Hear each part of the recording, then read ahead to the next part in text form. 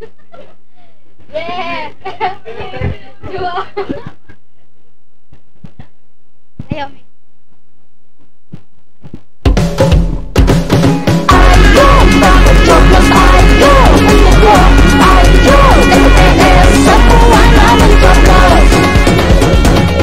Ayo semuanya memilih, gunakan hak pilihmu.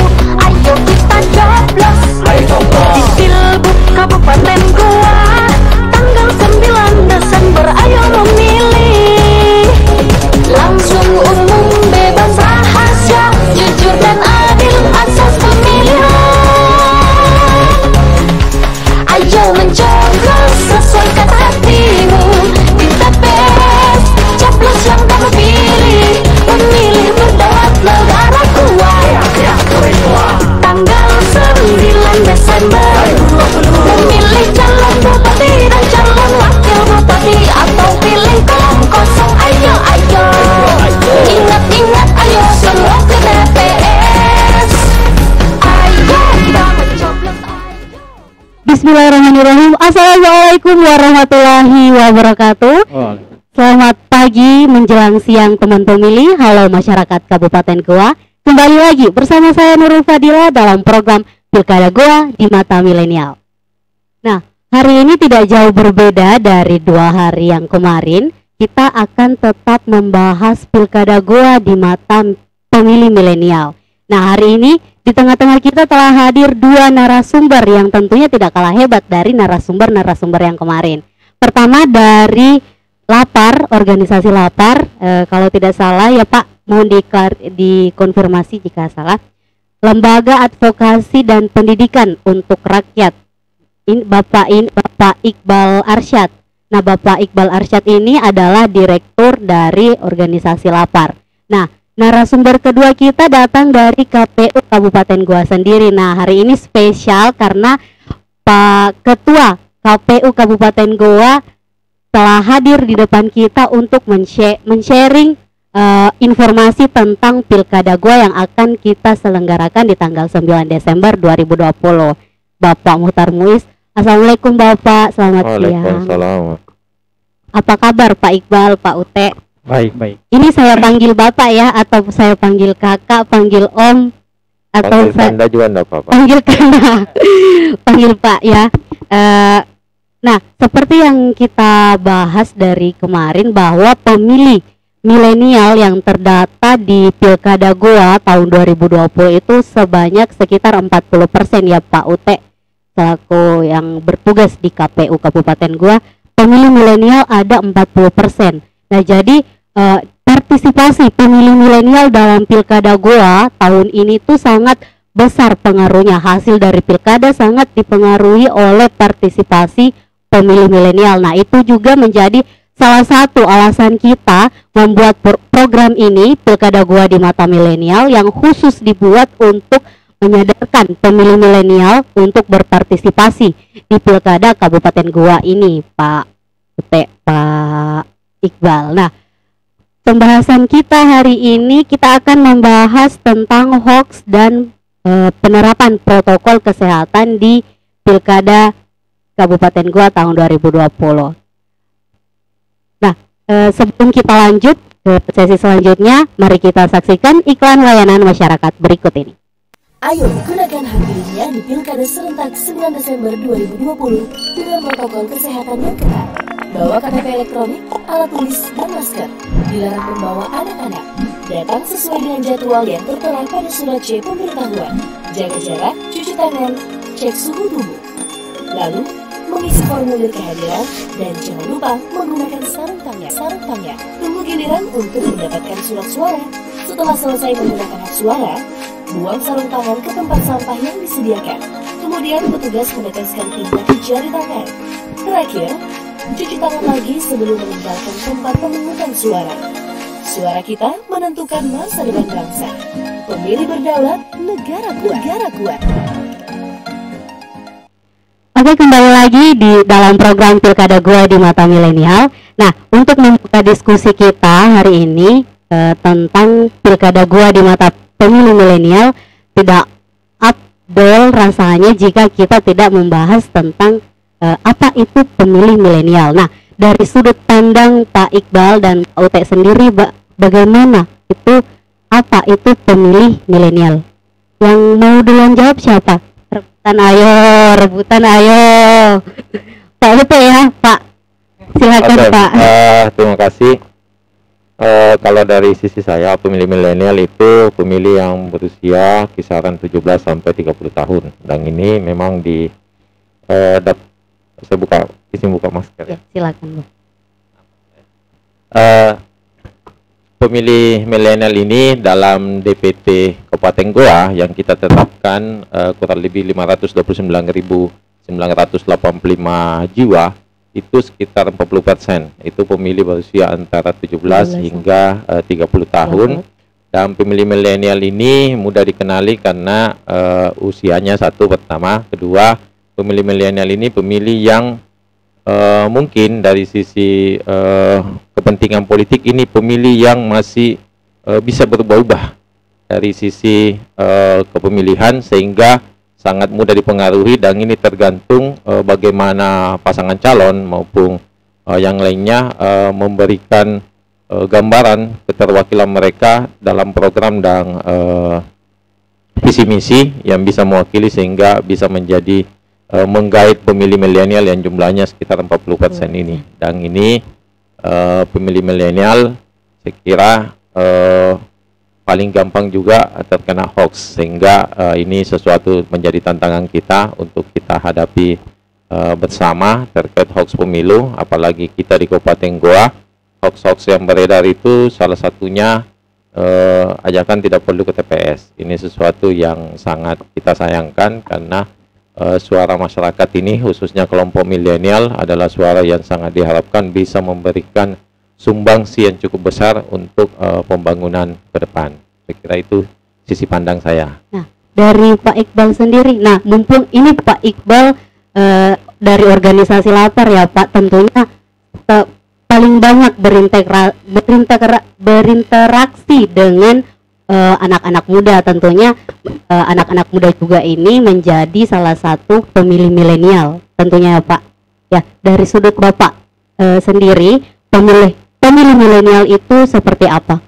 Ya, kalau kategorisasi generasi, jadi pemilih milenial itu masuk dalam kategori generasi Y, yaitu generasi yang sudah mendapat perkembangan teknologi itu.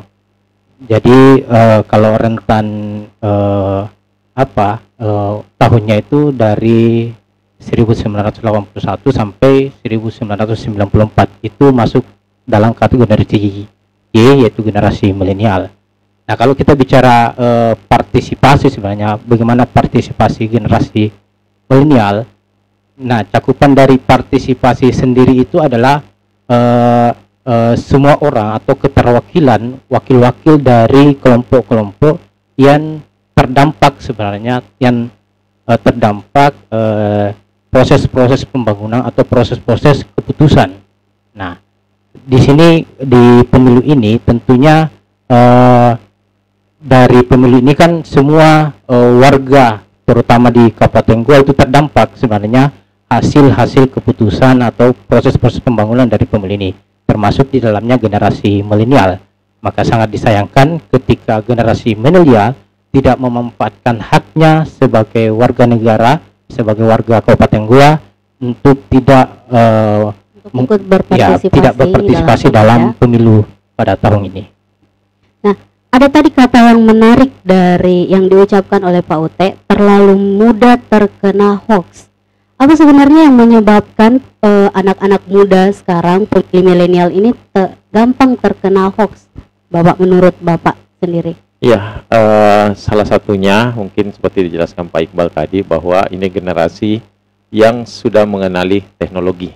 Nah, teknologi ini kan berseliweran informasi yang tidak semuanya bisa dipercaya kebenarannya. Nah, inilah yang kadang oleh pemilih milenial, pemilih muda khususnya, banyakkan ini kalangan kelompok mahasiswa, ini pemilih yang rajin berselancar di internet, rajin membaca, tapi tidak mengecek kebenaran informasinya. Tidak mengecek keakuratan Sepanjang informasi masuk yang di keyakinannya itu dianggap sudah sesuai, tapi itu kan belum tentu akurat. Nah, ini informasi hoax ini yang perlu kita kenali bahwa ini informasi yang sesungguhnya tidak benar, tapi dalam pengolahannya itu dibuat seolah-olah benar. Inilah yang informasi hoax yang tersebar di masyarakat, dan ini ada beberapa motif. Dalam sisi pilkada biasanya terkait kepentingan politik, tapi ada juga pembuat hoax ini hanya sekedar iseng. Ada juga yang punya kepentingan sosial dan sebagainya, ada juga kepentingan materi. Penyebar hoax ini biasa dibiayai, sehingga pekerjaannya memang itu, menyebarkan hoax untuk mempengaruhi masyarakat. Celakanya tidak semua masyarakat bisa memilah yang mana hoax, yang mana berita yang sesungguhnya. Dan ini yang harus teman-teman kelompok milenial khususnya bisa mengenali ciri-ciri hoax itu seperti apa dan bagaimana menghadapinya. Ini yang harus dihadapi, dan saya kira diskusi kita hari ini, pagi menjelang siang hari ini membahas itu, dan insya Allah apa yang kami ketahui insya Allah kami akan bagikan juga terkait cara mengenali informasi hoax itu khususnya. Nah, konsep kegiatan kita hari ini diskusi dan baca puisi tentang pemilih milenial, dan kita hari ini sudah mempunyai satu puisi yang akan dibacakan oleh pemilih milenial juga. Nah, langsung saja mari kita saksikan puisi berikut ini. Assalamualaikum warahmatullahi wabarakatuh. Saya Fitra Syahdanul. Aktivitas keseharian adalah seorang fotografer di sebuah studio foto Lubang Jarum di depan Rujak. Organisasi saya adalah Sapma Pemuda Pancasila. Saya mengajak kepada kawan-kawan milenial, kawan-kawan pemuda untuk segera mengecek apakah sudah terdaftar namanya di DPT atau belum. Kemudian jangan lupa di tanggal 9 Desember nanti untuk menggunakan hak pilihnya, karena kontribusi pemuda, kontribusi yang nyata untuk kabupaten kita adalah dengan menggunakan hak suara itu. Makanya datang ke semua, khususnya pemuda dan kawan-kawan milenial untuk menggunakan hak suaranya. Oke, sekarang saya akan persembahkan satu karya puisi dari Emma Ainun Najib yang berjudul Kemana Anak-anak Itu. Kemana anak-anak kita itu? Anak-anak yang dilahirkan oleh seluruh bangsa ini dengan keringat, luka, darah, dan kematian. Anak-anak yang dilahirkan oleh sejarah dengan air mata 3,5 abad. Kemana anak-anak itu? Siapa yang menyembunyikan mereka? Siapa yang menculik mereka? Siapa yang meracuni dan membuang mereka? Anak-anak yang bernama kemerdekaan, anak-anak yang bernama hak makhluk dan harkat kemanusiaan, anak-anak yang bernama cinta kasih sesama, anak-anak yang bernama indahnya kesejahteraan, anak-anak yang bernama keterbukaan dan kelapangan. Anak-anak itu tunggang langgang, anak-anak itu diserbu oleh rasa takut yang mencekam. Anak-anak itu bertiarap ke bawah semak-semak zaman. Anak-anak itu ngumpet di balik kegelapan. Saya Fitra Syahdanul, Rewa Gogoa.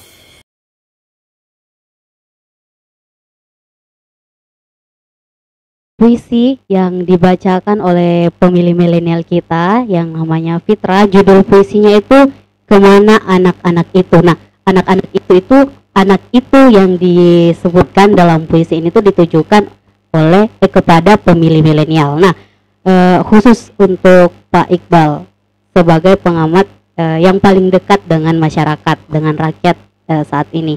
Menurut Bapak, puisi ini bagaimana pandangan Bapak tentang puisi ini? Puisi yang ditulis oleh Emma Ainun Najib. Silakan Bapak. Ya, puisi ini sebenarnya mempertanyakan eksistensi dari anak muda saat ini atau generasi milenial. Karena kenapa? Saat ini seperti yang dikatakan tadi bahwa generasi kita saat ini adalah memang melek akan teknologi, tapi juga kekurangannya adalah seperti yang dikatakan Pak Ketua KPU, gampang terpengaruh dengan hoax. Kenapa begitu? Karena anak muda saat ini adalah butuh eksistensi, butuh panggung. Jadi ketika mendapat informasi itu langsung saja di share tanpa di cross check terlebih dahulu kebenarannya. Ya. Nah, menurut Pak Ute sendiri tentang puisi ini, kemana anak-anak itu dia mempertanyakan anak-anak pemilih milenial ini dalam pilkada? Karena banyak menurut data yang kita terima bahwa pemilih milenial ini enggan memberikan suaranya, menyalurkan haknya di TPS. Silakan, Bapak.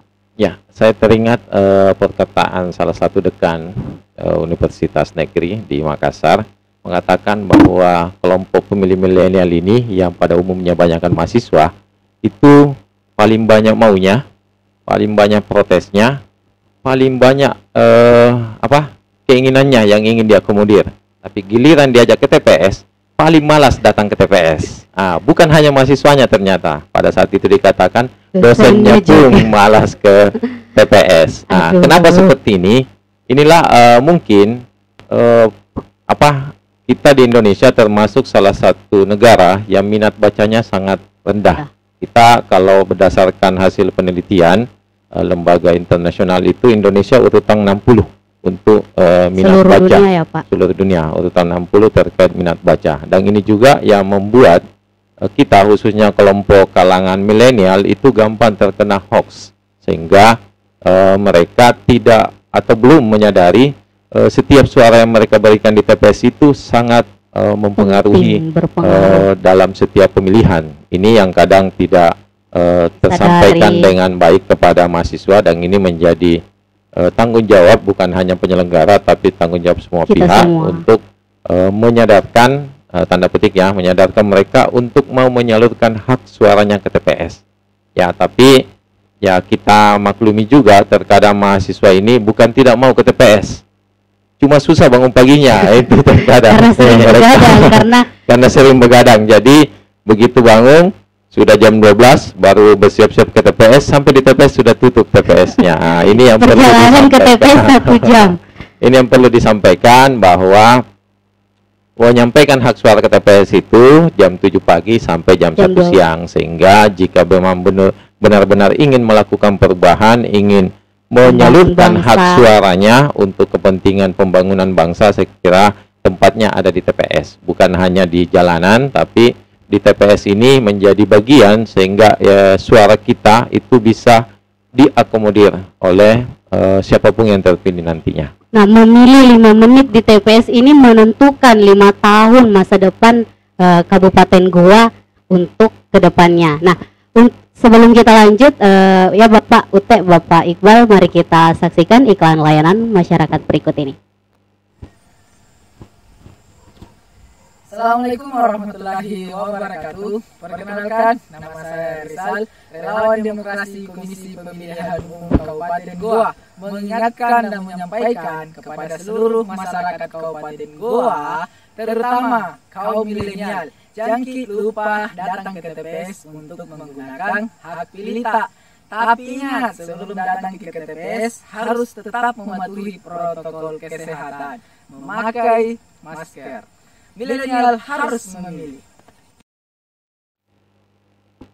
Nah, halo dan kembali lagi dalam program Pilkada Goa di Mata Milenial yang khusus membahas host dan protokol kesehatan.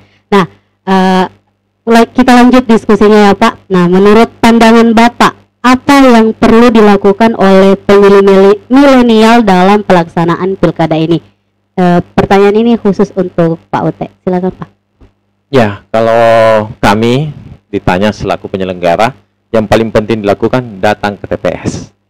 Penting datang tanggal 9 Desember 2022 2020 itu mulai jam 7 pagi sampai jam 1 siang. Silakan datang ke TPS, salurkan hak suaramu apapun pilihannya, mencoblosnya di TPS. Tentunya harus memperhatikan protokol kesehatan ya Pak. Tentunya harus memperhatikan protokol kesehatan yang akan kita terapkan di TPS. Mungkin kesempatan ini izin saya menyampaikan untuk masyarakat, bukan hanya pemilih milenial, tapi seluruh masyarakat yang insya Allah akan menyalurkan hak suaranya di TPS. Kami tekankan, kami sampaikan bahwa insya Allah sepanjang kita semua mengikuti protokol kesehatan yang ada di TPS, maka kami jamin tidak akan ada penyebaran atau penularan virus COVID-19 di TPS. Protokol kesehatan itu yang pertama bagi pemilih khususnya dan bagi penyelenggara yang ada di TPS, kami harapkan datang ke TPS menggunakan masker. Itu yang paling pertama. Kemudian kedua, sampai di TPS kami harapkan sebelum masuk area TPS mencuci tangan terlebih dahulu. Kami akan siapkan sarana cuci tangan di area TPS. Kemudian akan dilakukan pengukuran suhu tubuh. Nah, untuk pemilih yang suhu tubuhnya menurut standar WHO melebihi batas normal 37,3, maka itu disiapkan bilik khusus. Jadi bukan disuruh pulang, tetap disiapkan, tapi disiapkan bilik khusus. Ya, ini juga perlu kami sampaikan, hoax yang beredar ada rapid test di TPS. Tidak ada sama sekali pelaksanaan rapid test di TPS, apalagi swab. Karena pertama, tidak mungkin kami menghabiskan waktu hanya untuk merapid test. Kemudian kedua, biaya rapid test per orang itu kan standar Menteri Kesehatan 150. Kalau kami harus merapid test 529.985 pemilih, itu membutuhkan kurang lebih 75 miliar. Tidak cukup anggaran untuk membiayai itu. Jadi tidak ada rapid test di TPS. Nah, ini kemudian protokol kesehatan lain yang ada di TPS yang kami sangat harapkan masyarakat mematuhi. Sebelum setelah pengukuran suhu tubuh itu akan dipersilakan menggunakan sarung tangan sekali pakai, sarung tangan plastik untuk pemilih di TPS, mengisi daftar hadir, kemudian mengambil surat suara, mencoblos di bilik yang disiapkan dengan alat coblos, kemudian memasukkan surat suara ke kotak suara, dan terakhir sebelum meninggalkan TPS, sarung tangan dilepas dan petugas TPS di KPPS 7 atau KPPS 7 akan meneteskan tinta. Meneteskan tinta. Jadi pemilih tidak perlu lagi mencelupkan jarinya ke botol tinta. Cukup menunggu petugas KPPS 7 jadi bisa dipastikan tinta. Ya Pak, tidak ada penularan COVID-19 ya, insya Allah sepanjang prosedur kesehatan ini diikuti dengan tertib, sekira tidak bakalan ada penyebaran virus COVID-19 di situ. Jadi setelah diteteskan tinta, pemilih ini dipersilakan keluar dan diharapkan mencuci tangan sebelum pulang ke rumah, dan diminta jangan bersalaman dengan pemilih yang ada di sekitar, dengan petugas, ataukah berkerumun di area TPS. Ya, hasilnya nanti bisa diakses karena insya Allah akan langsung dipublikasi melalui website KPU. Itu protokol kesehatan di TPS.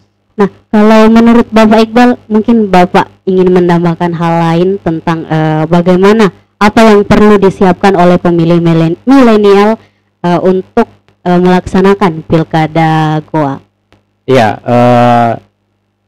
kelebihan dari sistem demokrasi kita adalah karena menyiapkan ruang-ruang bagi semua komponen masyarakat untuk berpartisipasi dalam memenuhi hak suaranya. Nah, salah satunya adalah generasi milenial. Tentu sebagai generasi milenial yang memiliki kelebihan tentang melek teknologi dan punya lebih mudah mengakses informasi, tentulah jadilah pemilihan cerdas itu dengan melihat track record siapa-siapa calon yang akan dipilih nanti gitu.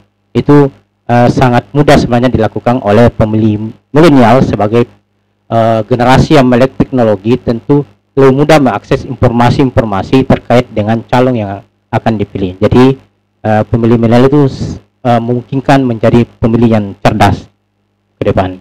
Nah, teman pemilih, lagi-lagi saya sampaikan bahwa program kita ini konsepnya diskusi dan baca puisi. Nah, untuk itu kita akan menampilkan kembali puisi yang akan dibacakan oleh saudara Muhammad Rifai, dan tentunya pembacaan puisi ini Pak Ute, Pak Iqbal bukan hanya sekedar dibaca, tapi untuk meningkatkan partisipasi pemilih milenial datang ke TPS tanggal 9 Desember 2020. Nah, untuk itu langsung saja mari kita saksikan puisi berikut ini. Oke, baik, terima kasih. Saya akan membacakan sebuah puisi dengan judul Pesta Rakyat.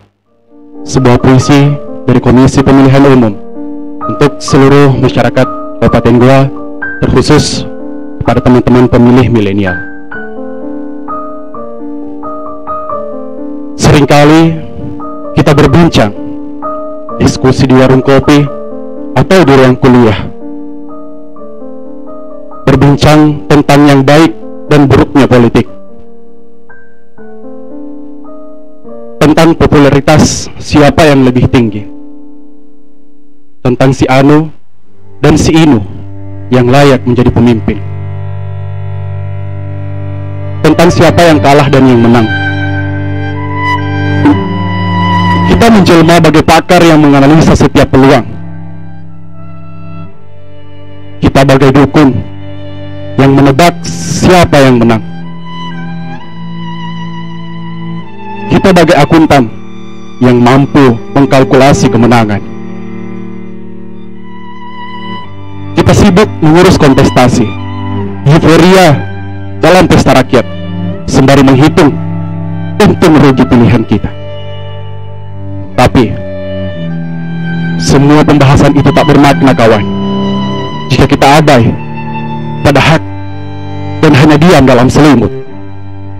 Sadarilah bahwa ini bukan tentang menang dan kalah.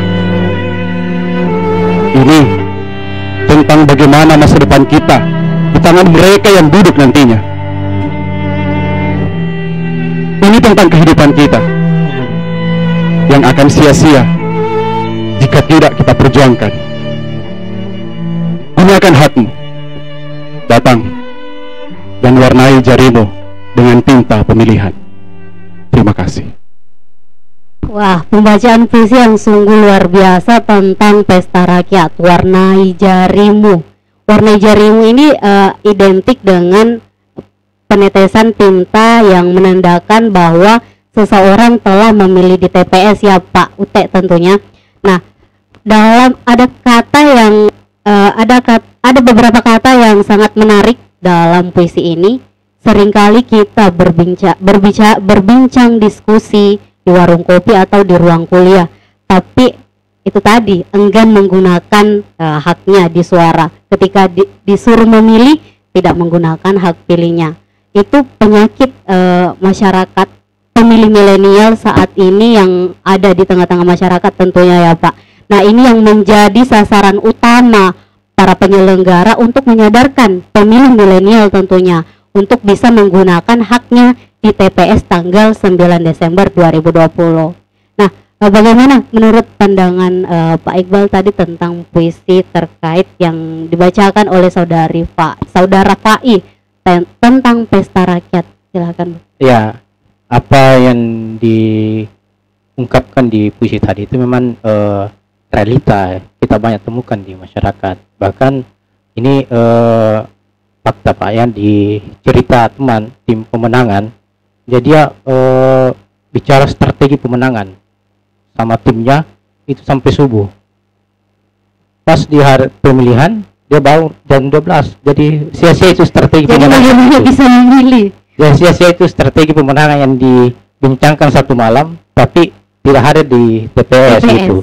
Jadi ini banyak cerita-cerita begini kita temukan sebenarnya di lapangan, bahwa banyak pemuda yang memang idealis cara berpikirnya, tapi untuk melakukan tindakan-tindakan kecil itu kita abai sebenarnya, karena itu tadi faktor kebiasaan atau malas untuk bangun pagi pergi ke TPS begitu dan sebagainya. Itu yang menjadi penyakit pemilih milenial saat ini, ya Pak. Terlalu sering mengkritisi pemerintah, tapi tapi enggan menggunakan haknya ketika diberikan untuk memilih pemimpin yang akan memimpin daerah kita masing-masing. Nah, kita lanjut ke diskusi selanjutnya Pak. Keluar dari puisi itu, nah bagaimana pandangan Bapak tentang maraknya isu hoax, sentimen sara di media sosial yang juga bisa jadi diakses oleh pemilih milenial. Nah, teknologi kayak Facebook, media sosial ini banyak beredar hoax yang menjadi konsumsi hari-hari pemilih milenial. Silakan Pak Ute. Ya, sekira ini bukan hal baru ya. Hoax di masyarakat itu bukan sesuatu yang baru, tapi ini bagi masyarakat khususnya pemilih milenial harus pintar mengenali yang mana hoax, yang mana informasi yang betul. Sekira ada beberapa tips yang bisa kami sampaikan terkait pengenalan terkait untuk melawan hoax ini. Yang pertama, informasi yang didapatkan itu dibaca secara utuh. Banyak orang kadang melihat judul berita yang tersebar di media sosial itu tidak mengecek dulu pertama ini media yang menyebarkannya apa media mainstream atau media yang memang terverifikasi ataukah media yang hanya sekedar kepentingan politik tertentu dan sebagainya. Ini yang harus dicek dulu yang pertama. Kemudian yang kedua, membaca informasi itu secara utuh. Jadi bukan hanya membaca judulnya. Banyak orang hanya membaca judul langsung men-share. Karena tidak melihat isinya. Belum tentu mencakup semua isi dari berita sisi ya Pak. jurnalistik, judul itu adalah pemikat.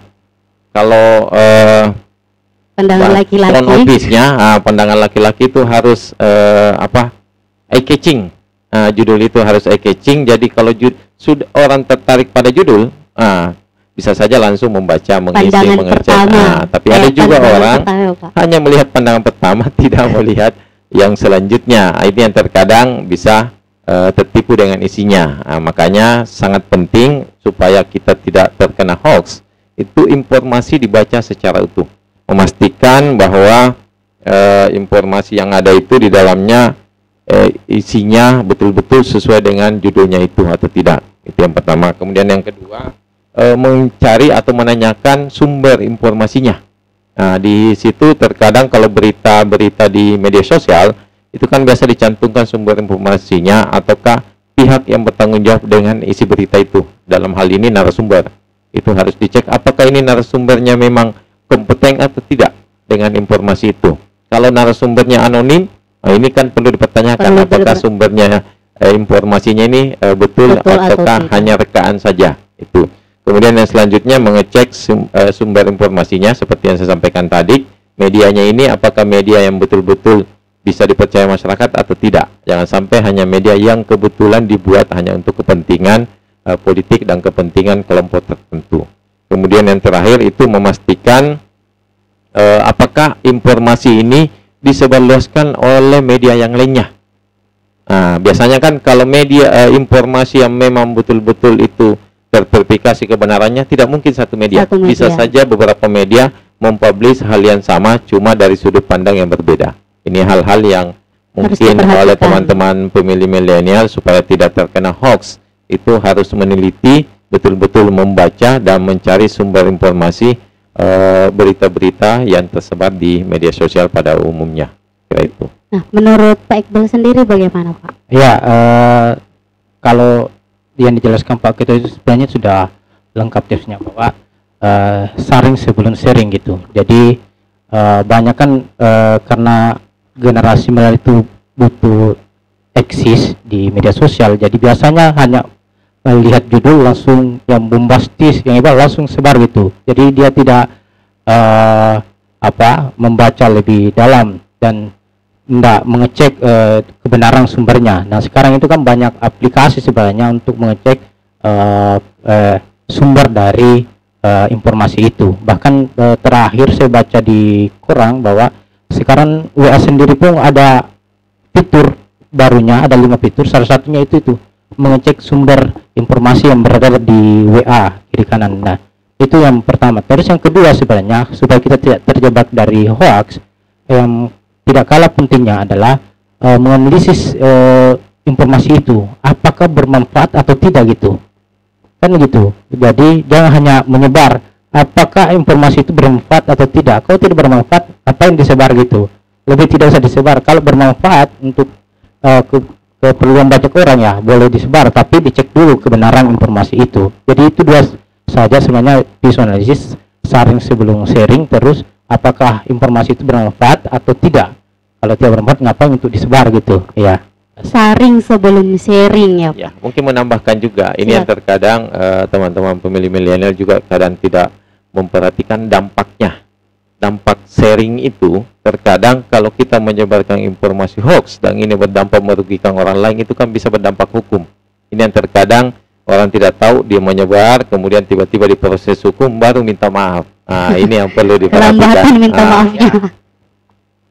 Sebelum kita lanjut, mari kita saksikan iklan layanan masyarakat berikut ini.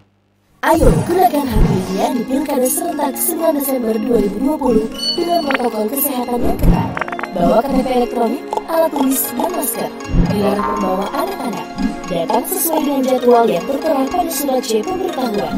Jaga jarak, cuci tangan, cek suhu tubuh. Lalu, mengisi formulir kehadiran dan jangan lupa menggunakan sarung tangan. Tunggu giliran untuk mendapatkan surat suara.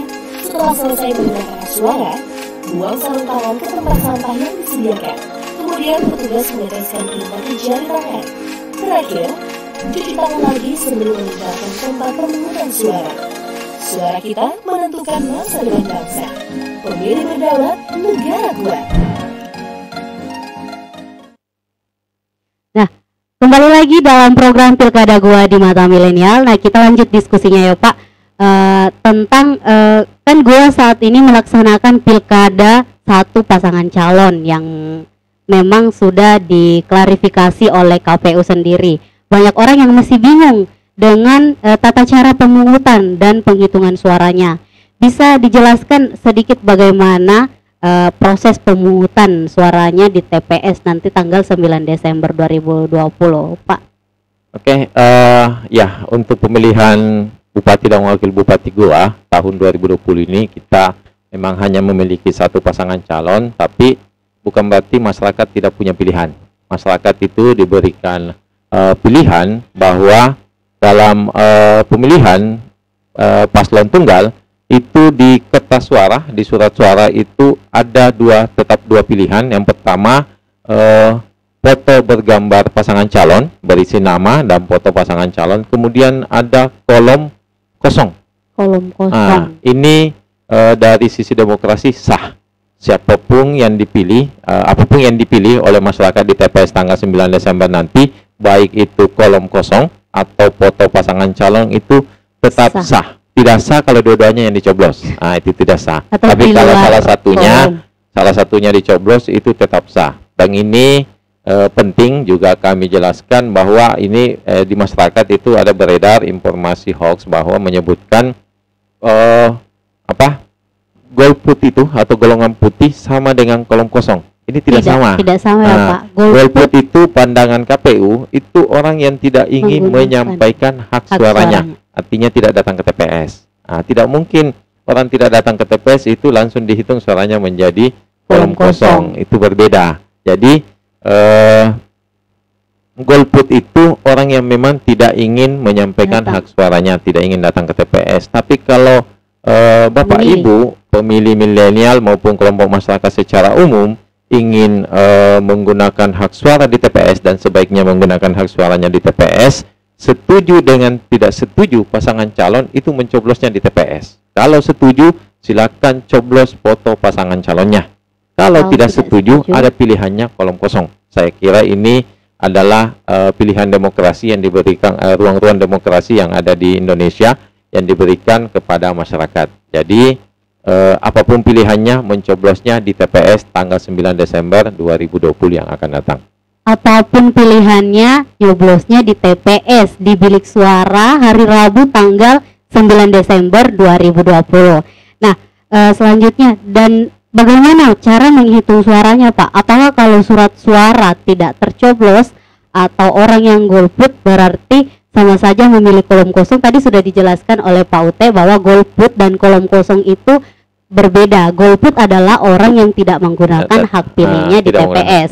Kolom kosong, orang yang tidak setuju bisa mencoblos kolom kosong dan orang yang memilih pasangan calon bisa mencoblos di kolom yang bergambar jadi tentunya ya proses Pak. penghitungannya di TPS nanti tetap saja akan ada pilihan apakah memilih pasangan calon atau memilih kolom kosong. Ini tetap dihitung di TPS, dan ini hasil dari TPS inilah yang akan diakumulasi, direkapitulasi di tingkatan kecamatan, kemudian sehingga ke KPU dan ditetapkan hasil akhirnya nanti di KPU.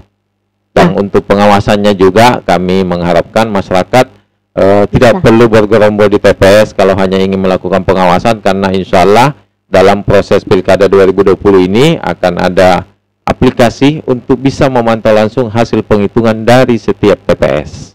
Aplikasi Sirekap namanya. Nah, insya Allah itu akan diterapkan dan masyarakat bisa memantau melalui aplikasi itu nanti dipublikasikan secara umum. Oke.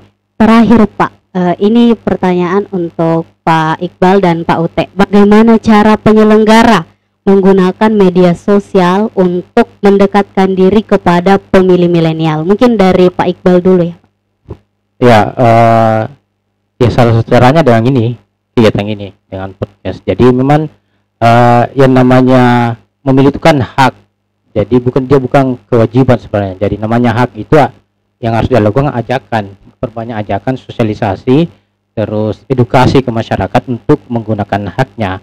Beda dengan kewajiban. Kalau kewajiban berarti ada sanksi di situ, ada dampak hukumnya. Tapi kalau hak memang salah satu caranya adalah perbanyak sosialisasi, edukasi ke masyarakat agar menggunakan haknya, karena demokrasi kita membuka ruang sebenarnya setiap warga negara untuk menggunakan haknya, karena pemilih itu kan pintu masuk dari sistem demokrasi 5 tahun ke depan gitu. Jadi ketika pemilunya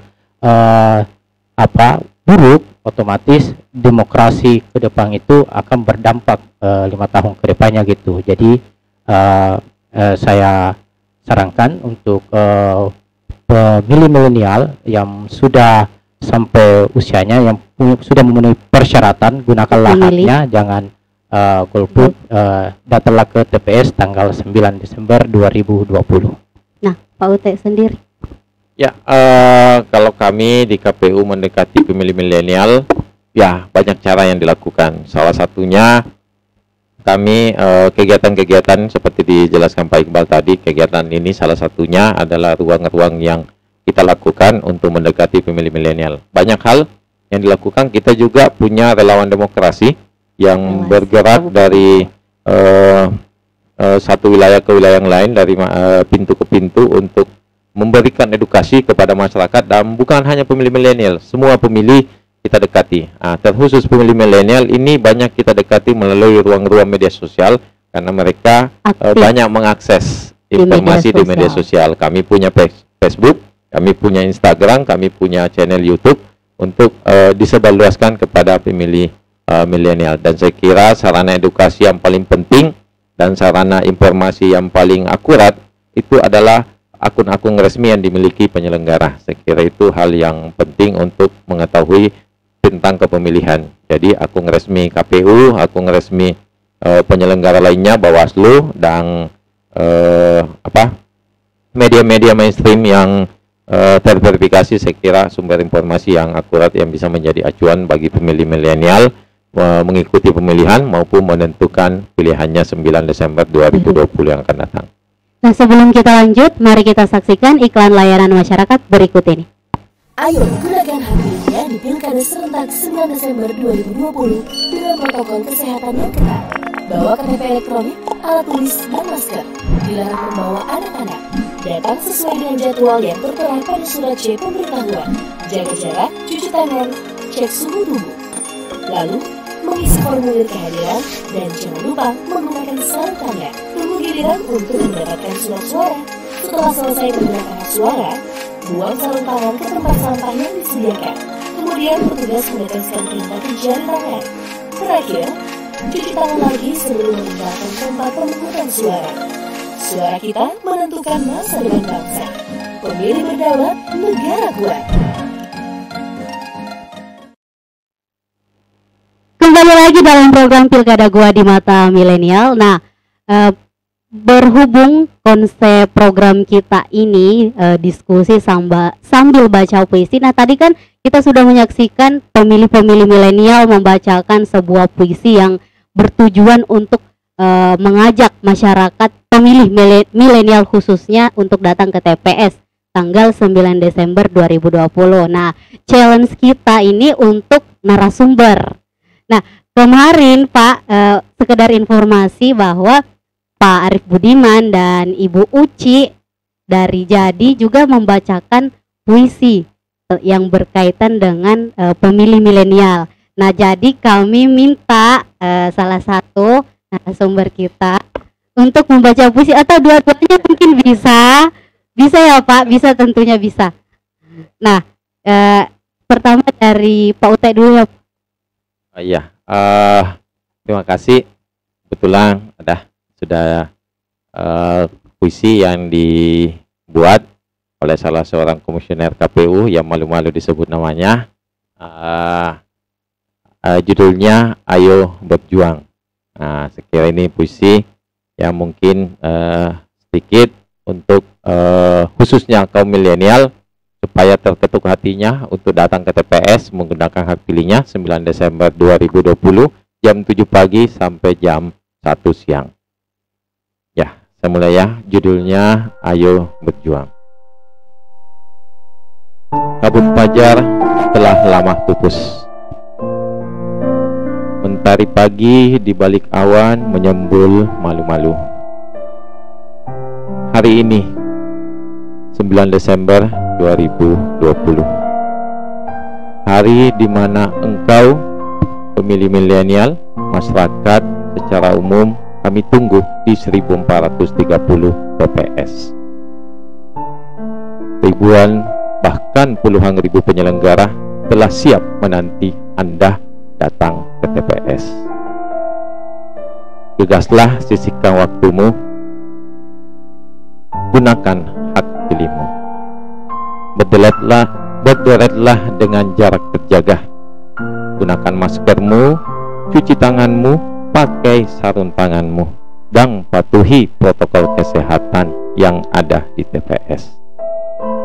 Jangan risau, kita tidak sedang berperang melawan penjajah, tetapi berjuang untuk masa depan daerah ini, demi goa yang kita cintai, demi Buta bersejarah.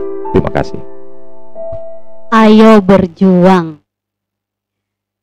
Judul puisi ini Ayo Berjuang. Gegaslah, sisihkan waktumu, gunakan hakmu. Berderetlah dengan jarak terjaga. Nah, ternyata Pak Ute ini punya bakat baca puisi ya Pak? Atau Pak Ute pernah juara baca puisi waktu mengenyam pendidikan? Oh, anak sastra. Kalau juara saya tidak pernah ikut lomba. Pernah punya buku puisi tapi sampai sekarang filenya hilang semua. Tapi masih tidak sempat terkenang, dipublikasi ya. masih terkenang dalam pikiran tentunya ya Pak. Nah, kita ke Pak Iqbal selanjutnya Pak, baca puisi. Ya, saya sebenarnya terakhir baca puisi itu kelas 2 SMP.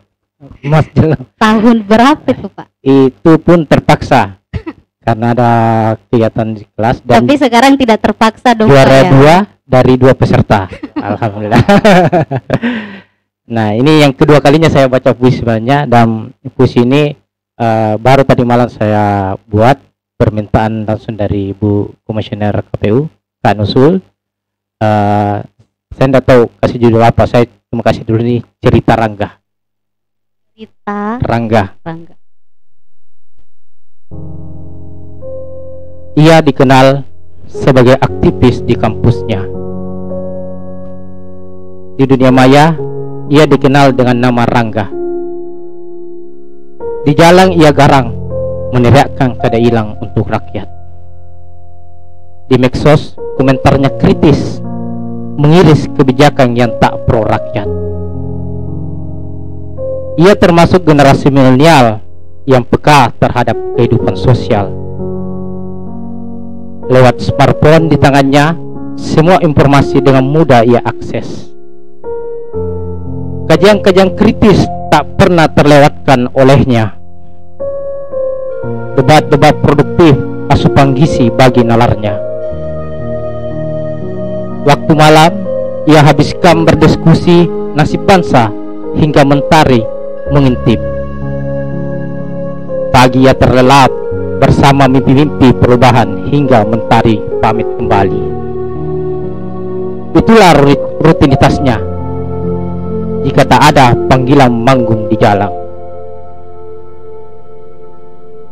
Sabang hari ia membaca pesan, perubahan tak cukup dengan diskusi, tapi harus dibarengi dengan tindakan-tindakan kecil.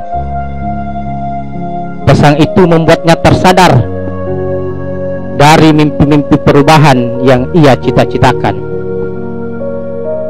Ia terbangun dari tidurnya, bergegas membersihkan badannya, melangkah dengan bismillah menuju tempat pemungutan suara untuk menggunakan haknya sebagai warga negara, karena satu suara darinya menentukan nasib bangsa 5 tahun ke depan.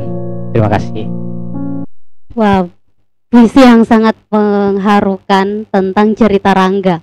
Malam ia nangis ya. Pak Ute hampir menangis ya, hampir meneteskan air mata saking terharunya oleh puisi yang dibacakan oleh Pak Iqbal tentang cerita Rangga. Malam ia berdiskusi, pagi ia terlelap dengan mimpi-mimpi. Apa yang akan kita harapkan jika malam kita berdiskusi, pagi kita terlelap dengan mimpi-mimpi.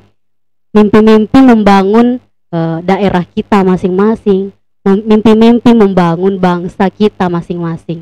Untuk apa kita berdiskusi pada malam hari jika hal itu terjadi lagi dan lagi? Nah, itu menjadi tantangan yang akan penyelenggara upayakan, akan kami upayakan untuk pemilih milenial tidak lagi melakukan hal itu, tidak lagi melakukan kesalahan-kesalahan yang tentunya tidak bisa membangun bangsa kita sendiri. Nah, terakhir ya Pak, harapan Pak Ute, Pak Iqbal untuk pemilih milenial sekaligus mengajak secara langsung pemilih milenial untuk datang ke TPS pada tanggal 9 Desember 2020. Silakan Bapak. Ya, saya yang terakhir ingin saya sampaikan untuk teman-teman khususnya pemilih milenial, ya, bermimpi itu sah-sah saja. Silahkan bermimpi, silahkan berangan-angan, melakukan perubahan dan sebagainya. Tapi semua itu tidak akan bisa terwujud tanpa ada langkah pertama. Dan langkah yang paling bagus adalah langkah menuju TPS tanggal 9 Desember 2020 yang akan datang. Silahkan teman-teman pemilih milenial, gunakan hak suaramu ke TPS, apapun pilihannya, mencoblosnya di TPS. Kira itu. Ya, selanjutnya Pak Iqbal. Ya, 40% pemilih dari generasi milenial itu sangat menentukan nasib Kabupaten Goa 5 tahun ke depan. Makanya ruang yang diberikan oleh sistem demokrasi kita sebenarnya harus dimanfaatkan oleh generasi milenial untuk menggunakan haknya, mengambil bagian menentukan nasib Kabupaten Goa 9 pada tanggal 9 Desember 2020. Jadi saya himbau kepada seluruh pemilih milenial di Kabupaten Goa untuk ikut berpartisipasi dalam perhelatan pemilu tanggal 9 Desember 2020. Terima kasih kepada Pak Ute, Pak Iqbal telah menyempatkan waktunya untuk hadir dalam program ini, tentunya untuk menyemangati para pemilih milenial untuk datang ke TPS tanggal 9 Desember 2020. Dan terima kasih pula untuk pemilih yang menyaksikan tayangan ini. Mudah-mudahan pemilih milenial yang menyaksikan tayangan ini tergerak hatinya untuk datang ke TPS tanggal 9 Desember 2020. Apapun pilihan tak, nyoblosnya di TPS. Nah, sampai jumpa di tayangan selanjutnya. Saya Nurul Fadila bersama tim yang bertugas hari ini. Salam KPU, salam milenial. Wassalamualaikum warahmatullahi wabarakatuh. Assalamualaikum warahmatullahi wabarakatuh.